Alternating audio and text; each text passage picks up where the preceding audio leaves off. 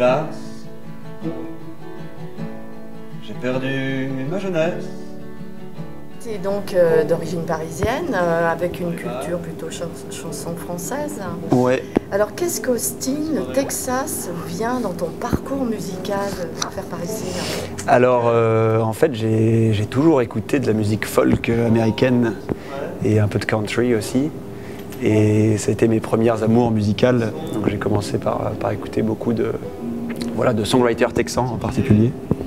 Et quand j'ai eu l'occasion de pouvoir voyager aux États-Unis pour la première fois il y a 5-6 ans, je me suis dit que c'était à Austin que je voulais aller, sachant qu'il y avait une scène musicale assez importante en ce moment. Comme une hypnose, j'ai pris les seins de Diane. Tu te sens divisé en deux ou pas? Pas vraiment, parce que j'essaie de me nourrir vraiment des différentes influences, et j'ai à la fois le folk américain, c'est vrai, mais la chanson française est une grosse influence aussi. Donc dans mon travail à la fois d'écriture et de composition musicale, c'est finalement assez naturel le mélange des deux univers. De terre psychore.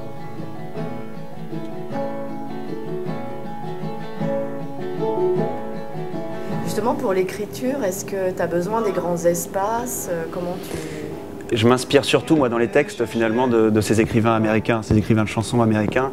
Et l'esthétique de la campagne est très présente là-bas. Donc j'essaye un petit peu de reproduire ça, parce que ça m'inspire beaucoup. Et donc du coup, je ne parle pas de la campagne américaine, mais de la campagne française, qui est extraordinaire. Un nouvel été.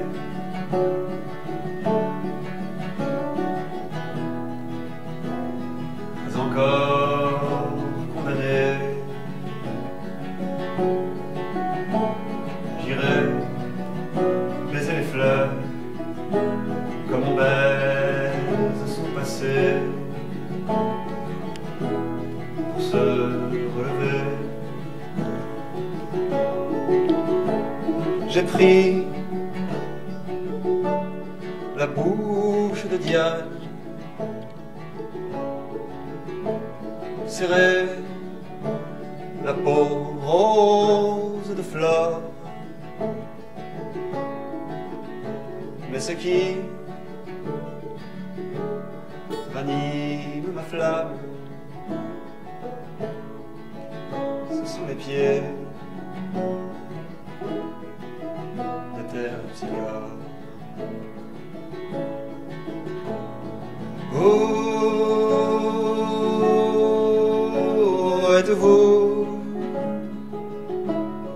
princesse gaie?